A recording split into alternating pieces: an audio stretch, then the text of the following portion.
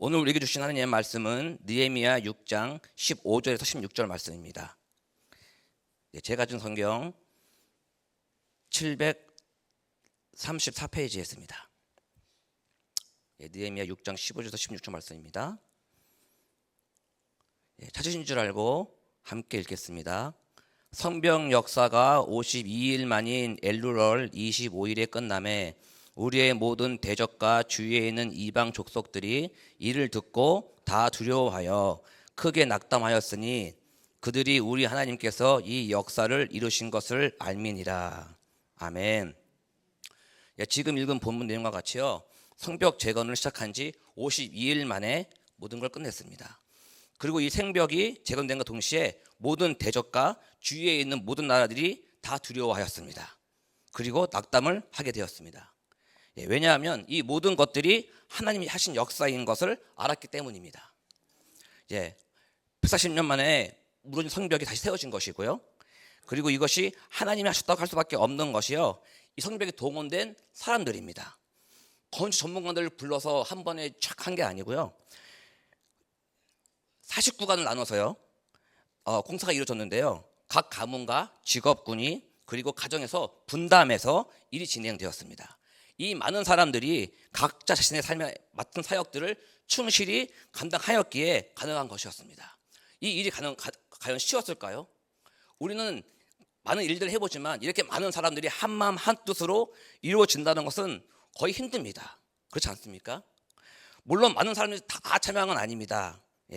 52일 만에 많은 사람들이 한마음 한뜻으로 성을 재건하였다는 것은 이 주위에 있는 국가들도 알다시피 하나님께서 하셨다라고 고백할 수 없는 것입니다.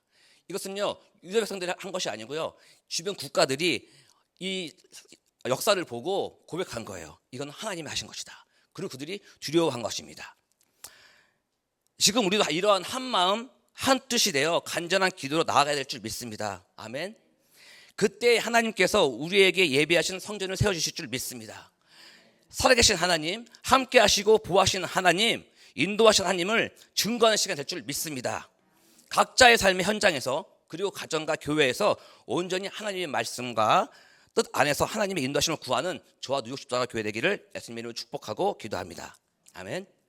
성벽이 재건되자 상반된 반응을 볼 수 있는데요, 먼저 바로 이어지는 17절에서 19절 말씀을 보겠습니다. 또한 그때에 유다의 귀족들이 여러 번 도비아에게 편지하였고 도비아의 편지도 그들에게 이르렀으니 도비아는 아라의 아들 스가냐의 사이가 되었고 도비아의 아들 요하난도 베게라의 아들 무살렘의 딸을 아내로 맞이하였으므로 유다에서 그와 동맹한 자가 많음이라. 그들이 도비아의 선행을 내 앞에 말하고 또 내 말도 그에게 전하매 도비아가 내게 편지하여 나를 두렵게 하고자 하였느니라. 정리하면 이렇습니다. 유대 귀족들과 도비아가 사돈을 맺어서 서로 정보를 주고받은 거예요. 그런 관계라는 거예요.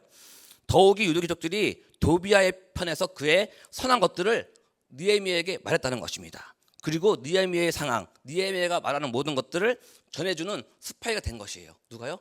거기에 있는 유대 귀족들이 그런 스파이의 행동들을 한 것입니다. 더 황당한 것은요, 도비아가 느헤미야에게 편지를 했는데 그 이유가 뭐라고 합니까? 두렵게 하고자 하였다. 지금 상황이 어떤 상황입니까? 성벽 재건을 이루고 모든 주변 국가가 느헤미야와 이스라엘을 주목하고요, 두려워하고 있는 상황이에요. 도비아와 유대 귀족들은 거꾸로 자신들을 두려워하게 하고자 압박을 하고 있는 것입니다. 이것은요, 지금 상황 파악이 안 되는 거예요. 하나님의 인도하심이 어떻게 흘러가는지를 모르고 있는 것입니다.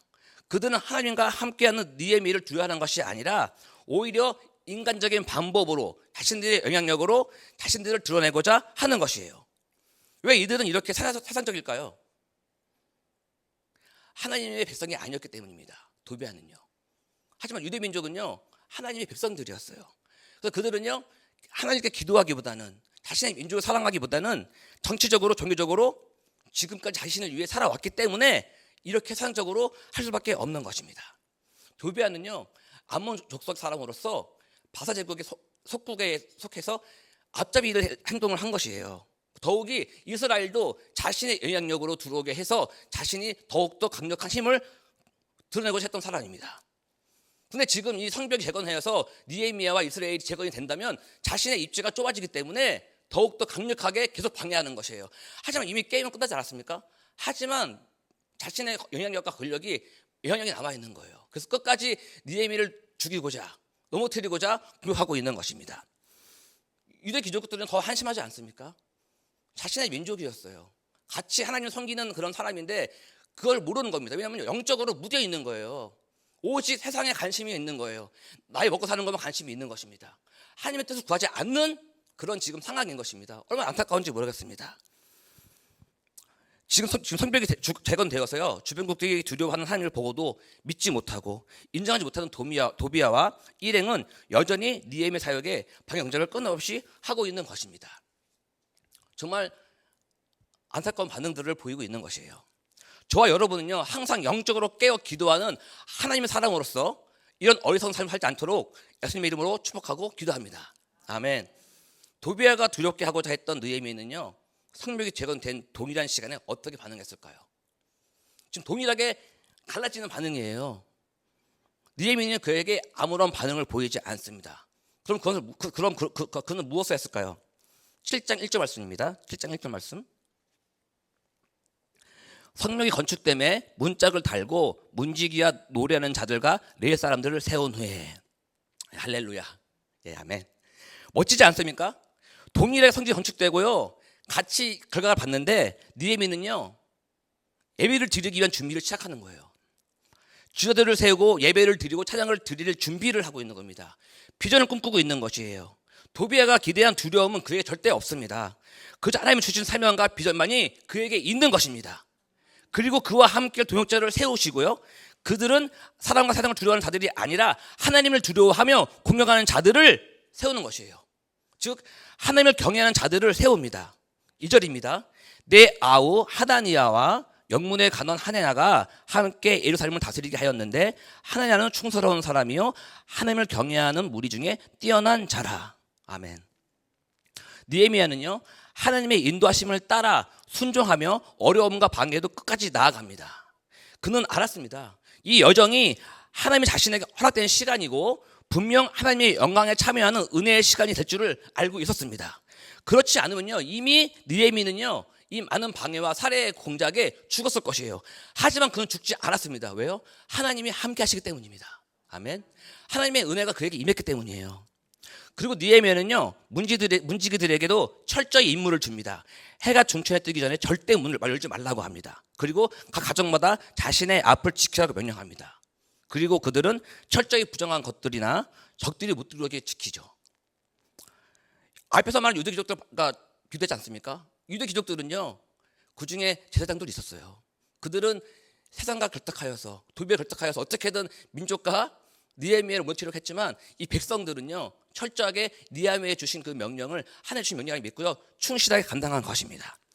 문지기는요, 거룩함을 지키는 문을 지키는 자로서 충성되게 감사함으로 지킨 것이에요. 예루살렘 주민들도 자신의 집 앞을 지키며 나에게도 하나님이 인도하시는 역사에 함께 동역한다는 것에 사명감으로, 기쁨으로 함께 임한 것입니다. 아멘. 성읍도 건축되었지만 아직 주민이 적어 성벽을 지키기에는 모두가 합심하여 해야 됐기 때문에 그들도 내가 필요하구나, 내가 할 수 있는 일이 있구나 하면서 열심히 기쁨으로 사명을 감당한 것이에요. 이것이 내가 하나님의 은혜, 하나님의 영광에 함께 할 수 있는 기회구나라고 열심히 충성을 당한 것입니다. 하지 말씀입니다. 그 성읍은 강대하고 그 주민은 적으며 가옥은 미처 건축하지 못하였습니다. 아직 집들이 많이 다 지어지지 않았어요. 그 가운데서도요, 그 빈 곳을요, 내가 더 채워야지, 내가 더 지켜야지 하면서 열심히 뛰어다닌 것입니다. 이렇게 그들은 하나님의 은혜 안에서 인도함을 받아서 기쁨으로 충만한 것입니다. 그리고 앞으로 펼쳐질 또 다른 하나님의 역사를 기대하는 삶을 살아가는 것이에요. 자신의 사역도 기대하는 것입니다. 자신이 하나님의 쓰임 받는 것도 기대하고 있는 것이에요. 지금 우리도 그렇습니다. 하나님의 역사를 보고도 여전히 자신을 의지하고 자신의 욕망을 따라 사는 도비야와 유대 귀족들 같은 삶이 아니라 하나님의 살아계심과 인도하심을 믿고 말씀에 순종하는 삶을 살아가는 것이 축복의 삶인 줄 믿습니다. 지금 우리는 성전을 위해 기도하고 있습니다. 오늘 말씀처럼 온전히 세상적인 것, 나 중심적인 것을 내려놓고 하나님의 인도하심과 우리의 열심과 순종이 하나 되어 갈 수 있도록 기도해야 될 줄 믿습니다. 저와 뉴욕 십자가 교회가 하나님을 경외하고 충성됨으로 하나 되기를 소망합니다. 그리하여 하나님의 인도하심에 함께하는 은혜를 누리시기를 예수님의 이름으로 축복하고 기도합니다. 기도하시겠습니다. 하나님 아버지 감사합니다. 저희를 하나님의 은혜 속으로 인도하여 주심에 감사를 드립니다. 저희 뉴욕 십자가 교회가 성죄를 위한 40일 금식 기도에 12일 차로 나아가고 있습니다. 저희의 간절함을 들어 주시옵소서. 세상의 방법이나 기준을 하지 않게 하여 주시옵소서. 온전히 하나님의 뜻과 말씀에 순종할 수 있는 저희들의 기도가 되게 하여 주시옵소서. 이 여정 속에 모든 일들이 하나 되어 나갈 수 있도록 각 사람의 마음에 임재하여 주시옵소서. 말씀하여 주시옵소서. 하나님의 일하심과 손길을 기대합니다. 보여주시옵소서. 함께하여 주시옵소서. 저희의 부족함을 통하여서 모든 영광 홀로 받으시길 바라오며 우리의 중보자 되시는 예수님의 이름으로 기도합니다. 아멘.